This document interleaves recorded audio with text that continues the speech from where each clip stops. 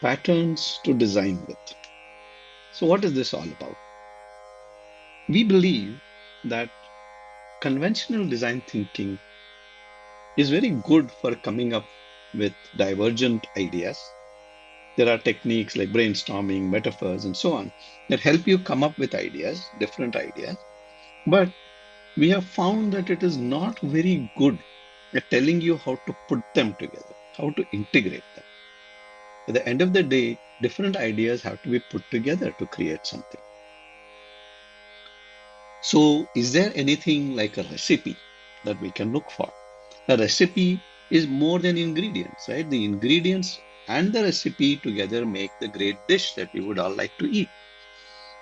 Same way, patterns are based on human needs. They are the recipe that we need to put together. Patterns, human needs have not changed over millennia. Human beings are human beings. And we have found, we believe, that we can use our understanding of what human beings inherently are like to come up with patterns that we can use to design solutions.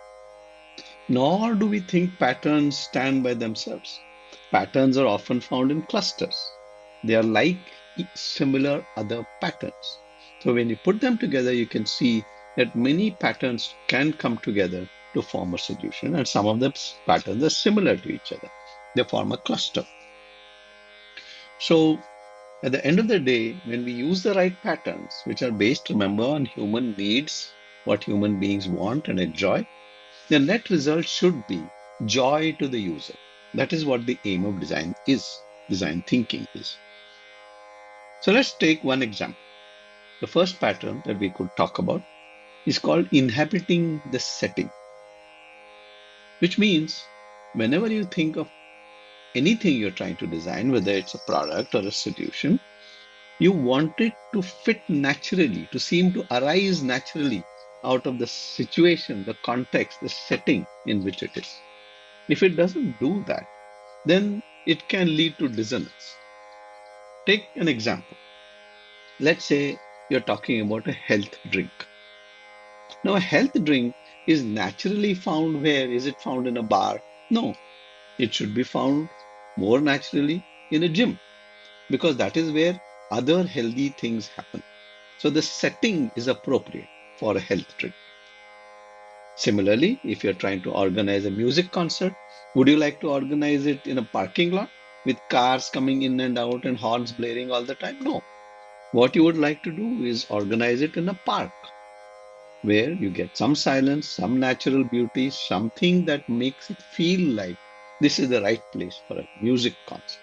Moving on then from having everything in the right setting, surprises can also be something that human beings love to experience. So, for instance, in the midst of a tedious, boring task like doing a tax return, can you have some unexpected uh, factoid pop up on your screen, which can enliven this entire boring experience? Similarly, if you're walking down a busy street where you're dodging cars and jumping over obstacles, it would be fun to come across suddenly a live music concert on the street. These are things that enliven the user's life, and all users love that. The next pattern to look at is what we call refuge and outlook. The idea here is that all human beings like to be part of the scene, but they would like to maintain their distance at the same time, to enjoy some privacy, to allow for some self reflection, to take it in, so to speak, to enjoy the whole experience. A classic example of this is the Hawa Mahal in Jaipur. It was designed to let the ladies of the palace look down into the street without themselves being seen. So they could be part of the streetscape, but nobody could see them. In theater or a music performance, how often have we seen the performers peeking out from behind the screen just to see what the audience looks like? Who's there in the audience? How many people are there? This is something that all performers would like to do. Because what you're really saying is private and public spaces both need to be there. And people like to be part of both of them at the same time, refuge and outlook. The next pattern is really something that we commonly see in the services business in particular, intangibles and tangibles. Intangibles and tangibles have to be in harmony. The services business is all about intangibles. And yet, somehow, you have to convey the quality of the service experience that you're going to get, of the intangible experience, through the tangibles that you use. The user instinctively takes his cue from the intangibles about what he is going to experience.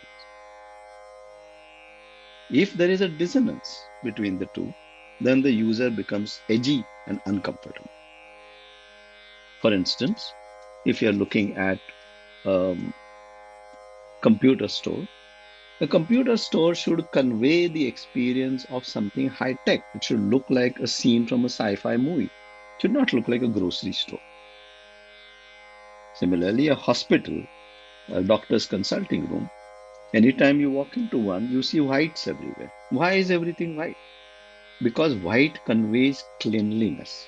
It gives you the sense that there won't be any germs here. It's a very good example of using intangibles to convey the tangible. In the next video, we will cover some more patterns.